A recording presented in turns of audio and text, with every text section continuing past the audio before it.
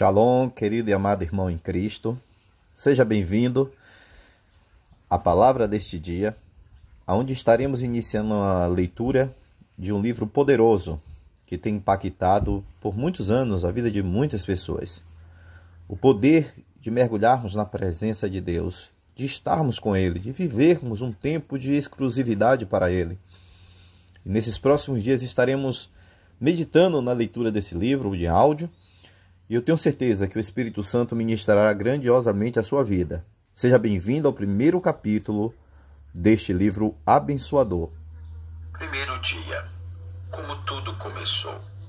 Mas a todos quantos o receberam, deu-lhes o poder de serem feitos filhos de Deus, a saber, aos que creem no seu nome, os quais não nasceram do sangue, nem da vontade da carne, nem da vontade do homem, mas de Deus. João capítulo 1, 12 e 13. Cristo transforma nossos crepúsculos em auroras. Clemente de Alexandria. Era uma daquelas tardes quentes do verão de Nova York, dia 7 de setembro de 1986. Embora os brasileiros estivessem reunidos em Manhattan, decidi ir a uma reunião semanal de estudo da Bíblia. Quando o pregador terminou, recordo-me como se fosse hoje, estávamos todos prostrados no chão, tomados por um quebrantamento fora do comum, e chorávamos muito. Eu nunca tinha experimentado algo tão forte assim em toda a minha vida. Alguma coisa havia mudado dentro de mim. Terminamos a reunião e seguimos logo para a igreja, para o culto da noite. Realmente não me recordo qual foi o tema do sermão, mas lembro-me muito bem que tive a impressão de que a mensagem fora pregada exclusivamente para mim. Já fazia um ano que eu começara a frequentar aquela igreja, mas naquela noite senti como se Deus estivesse falando somente comigo. Era como se não tivesse mais ninguém naquele lugar. A palavra de Deus penetrava em meu coração como uma espada afiada.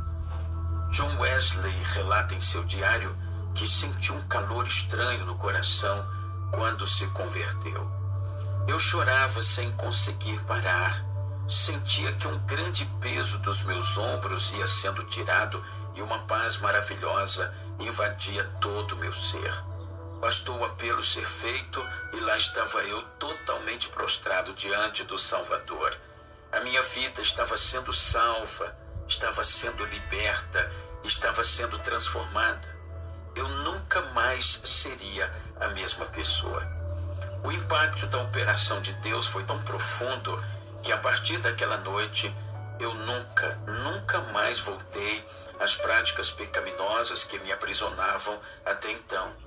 A bondade e a misericórdia de Deus haviam me alcançado naquele momento.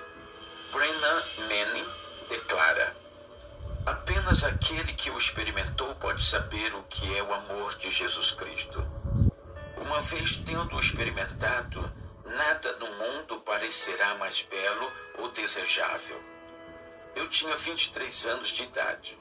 27 anos já se passaram e eu posso dizer, até aqui me ajudou o Senhor.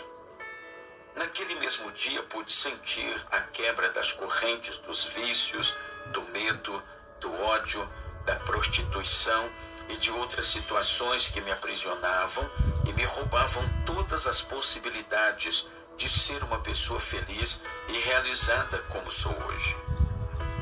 Eu acredito mesmo que o Evangelho é poder de Deus para salvar e transformar todo aquele que crê. Romanos capítulo 1, versículo 16. Minha gratidão. Aproveito para fazer uma menção honrosa às pessoas que tiveram um papel fundamental na consolidação da minha vida espiritual. Os irmãos Divino e Marilene, meus pais na fé que me evangelizaram e me levaram para a primeira igreja batista de Nova York. Pastor Daniel Paixão foi o pregador naquela noite bendita quando me entreguei a Jesus. E hoje o pastor Francisco Isidoro vem realizando um excelente trabalho. Não posso esquecer também os irmãos Edmundo e Valda, que, com muita paciência, investiram na minha vida, dando um grande exemplo de dedicação e fidelidade ao Senhor. Com estes dois casais e mais alguns irmãos, fundamos a Igreja Missionária Brasileira em Brooklyn, com o apoio do pastor Paulo Roberto Bonfim e depois do pastor Paulo Marciano Amaral, que se tornou pastor titular desse ministério por muitos anos, gerando um grande crescimento da obra de Deus naquele lugar. O chamado. Desde o início da minha conversão, percebi uma paixão muito grande em meu coração pela obra de Deus. Ela aconteceu de uma forma tão impactante e libertadora que acabou gerando uma vontade muito grande de servir a Deus e compartilhar com as pessoas a respeito do que estava acontecendo comigo. Na verdade, estava fascinado por ver o que Deus pode fazer na vida de um pecador miserável, acorrentado a tudo aquilo que destrói a vida de um ser humano, e esse era o meu estado. Ganhar, consolidar e servir as pessoas se tornou uma das principais prioridades da minha vida. Eu já não me realizava mais com aquilo que outrora havia sido motivo da minha ida para os Estados Unidos, ganhar dinheiro. Passei a me envolver completamente com as atividades da igreja e mesmo quando estava trabalhando secularmente, não perdi a oportunidade de falar do amor de Deus, o que acabou resultando em muitos frutos para a glória do Senhor. Com os resultados do que estava acontecendo em minha vida e através dela, associado ao testemunho das pessoas, já não me restava qualquer dúvida quanto ao chamado de Deus para o ministério pastoral. Tudo se confirmou no ano de 1989, em um congresso na cidade de Boston, Massachusetts, quando Deus usou a vida do pastor Josué Rio com uma palavra que selou esse chamado de uma vez por todas. Foi um dos momentos mais marcantes da minha história. Eu agora estava maravilhado como o Senhor poderia chamar alguém como eu para uma obra tão maravilhosa. O grande pintor italiano Caravaggio, do século XVI, recebeu críticas severas nos seus dias por escolher e pintar personagens da Bíblia como pessoas comuns. Quando Leonardo da Vinci pintou o quadro A Última Ceia, ele também buscou modelos entre os homens simples do povo. Do mesmo modo, a Bíblia e a história revelam que Deus tem usado pessoas comuns para uma obra em comum. T.L. Moody, que levou 500 mil pessoas para Cristo, era vendedor de sapatos em Boston quando foi chamado para a obra. O grande ministro de cura, Smith Wigglesworth, era encanador. William Carey, conhecido como o pai das missões modernas, era sapateiro. William Seymour, usado por Deus no grande avivamento da Rua Azusa, era filho de escravo e cego de um olho. Após passar 6 anos nos Estados Unidos, retornei então para o Brasil em dezembro de 1990 para estudar e me preparar para servir melhor em tempo integral ao grande rei. No ano seguinte fui para Jocum, Jovens com uma Missão.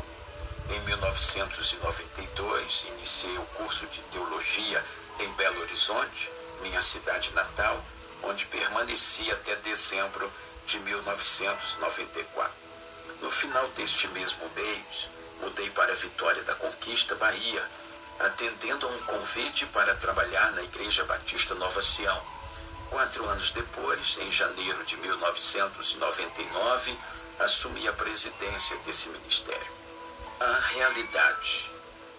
Apesar de todas as conquistas que o Senhor já nos concedeu, como por exemplo, um crescimento de 900 para 4.000 membros, a aquisição de um sítio onde realizamos retiros e encontros com Deus, um ginásio com capacidade para 2.500 pessoas assentadas, onde acontecem congressos e conferências internacionais, dentre outras programações que eu poderia listar, ainda assim trazia no meu íntimo a certeza de que algo muito maior e infinitamente mais importante estava faltando. Na verdade, não me sentia plenamente seguro e realizado. Acredito que os colegas de ministério entendem o que quero dizer. É como se eu não tivesse encontrado ainda o verdadeiro sentido da vida cristã e muito menos os níveis satisfatórios da vida abundante. E não me refiro à abundância de bens prometida por Jesus em João capítulo 10, versículo 10. Refiro-me a um relacionamento íntimo com Deus, a uma experiência de dedicar tempo de qualidade na adoração, na oração, na leitura da palavra. Mesmo apaixonado pela obra de Deus, como sempre fui, senti uma espécie de aridez permanente na alma e no espírito, refletindo em todas as áreas da minha vida, família e também no ministério. Algo que já há alguns anos vinha me preocupando muito. Por muito tempo eu pedi ao Senhor que me mostrasse o caminho para mudar aquela realidade e perguntei se havia algum pecado que eu estivesse praticando, mesmo que fosse inconscientemente. Eu tenho estado com muitos líderes e irmãos em muitos lugares, e quando eles resolvem abrir seus corações, acabo reconhecendo que estão vivendo uma realidade semelhante àquela que eu estava vivendo. Se esse também for o seu sentimento, a leitura desse livro vai ajudar você a ter uma experiência que vai além da religião ou até mesmo do seu envolvimento com a obra de Deus.